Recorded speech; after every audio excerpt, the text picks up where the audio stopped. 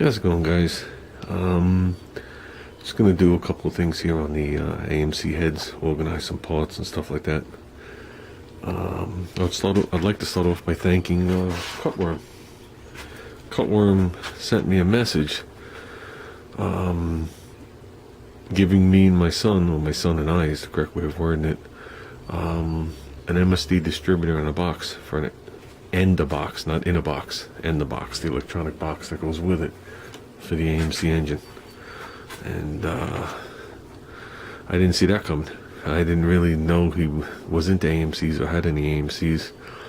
But after texting back and forth, and he mentioned the Army truck, I do remember the Army truck, if I'm not mistaken.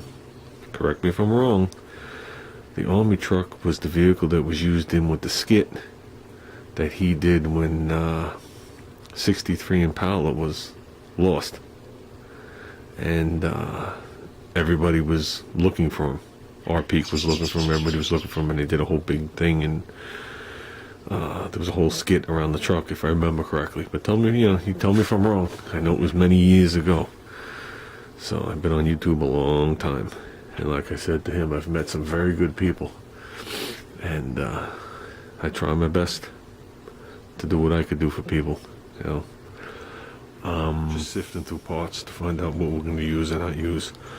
Okay, here's a set of 1974 heads. These are the 502 heads. That's what they're called. People like these heads. Okay, they have a nice combustion chamber to do work to.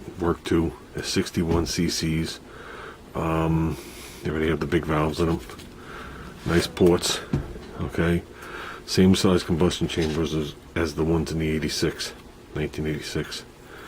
This is what we're going to use. These are 1970 291C heads.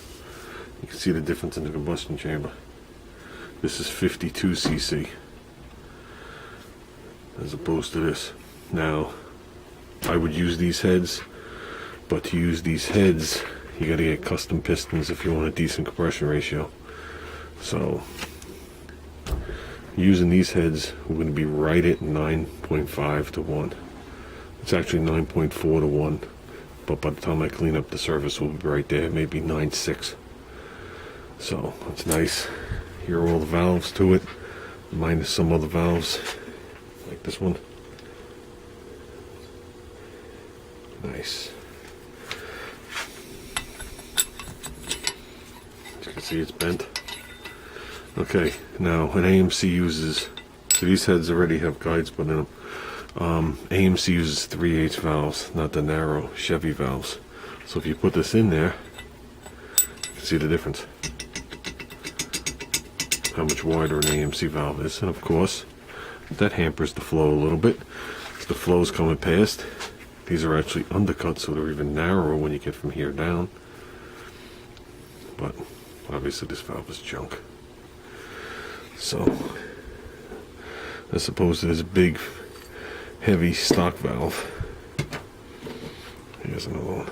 I don't know if you guys are going to make out the difference in the stems. Just by looking at them, I can see it.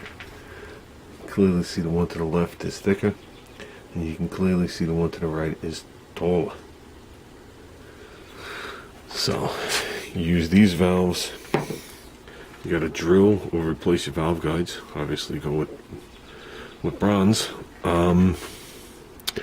And since the valve is taller, you have to make sure your spring installed height is correct.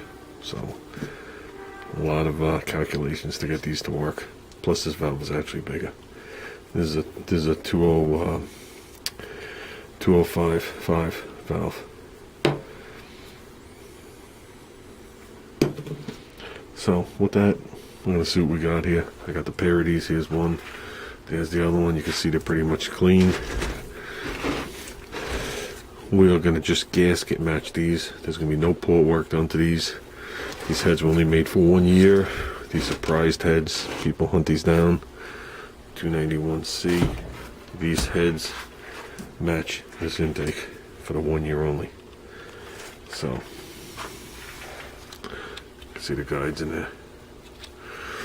And they were trimmed flush inside, which is nice. That was overhang. Just basic valve job work. What was done. So, with that, I'm gonna make sure I got all the parts and pieces to this, because I took them apart a long time ago, and I'd only wind up using the valves anyway. The retainers and the keepers and the springs are all gonna be competition cam stuff for this engine. So, oh, and these are screw-in stud, and you can see they're slotted to guide the push rod. These are bridge type, and I know it's hard to make out, but there's just a gaping hole where the push rod is. I think it's the rockers that actually guide the push rods. So when you really get into these, either you take these off and you run LS rockers, which seems to be the good thing now. They take the whole bridge of LS rockers and they cut them into pairs, and they go right on. They upgrade them first. Or a lot of people machine the bosses down to this height, and they just put screw-in studs on them, because they did make them a little taller to accommodate. You can see these are much shorter. They don't even stick up past the valve cover. They'll stick up. So, and these bridged rockers are different than the 86. The 86 one seems to be nicer. These are stamped steel, and the bridge is one piece aluminum, and the aluminum is totally gold, and from where it only lets it go so far. It actually wore a groove in it. The other ones are stamped steel with steel inserts, and they didn't wear that groove in it. Seems much nicer. It seems like maybe they had a problem with these in the beginning. So, well, that's it, guys. Let's see. Okay, that's what it looks like with the valves in it. These chambers are so small that the intakes come out of them. So when you CC it, it's very hard. We CC'd this head and the 86 head yesterday, me and Junior. And we came up with 1 CC difference. We came up with 61 and 62. So, okay, those are the factory screw-in studs. These jobs right here. These are 7/16s, top of 3/8. Has this collar here that the rock arm actually rides in. And you just torque down the nut until it touches and you call it good. Almost like a Ford. Okay, my other heads, I just bought the optional small block Chevy extended jobs without any of this malarkey in there. And I went with the Holland Sharp rockers, which I have one here, the damaged one. That's what's on my engine. Okay, the reason you can't use them on these is when you go to put them on, it hits that shoulder. So that's the problem. So with the nice extended ones, you got the nice poly locks. They do make a nice set of girdles, but for the spring pressures I'm running and the RPMs I'm running, it's more trouble than it's worth. Trying getting valve covers for them to, to fit.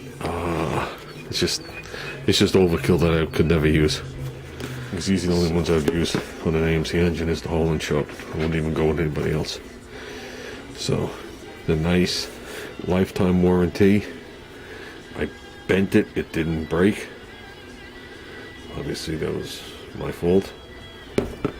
Got matches. There you got the whole story. That was the one.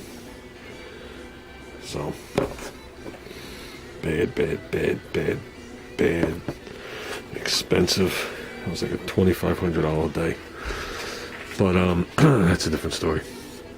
What was I going to say? So eventually I'll step up to these if we want. But we'll see. We'll see as time goes on.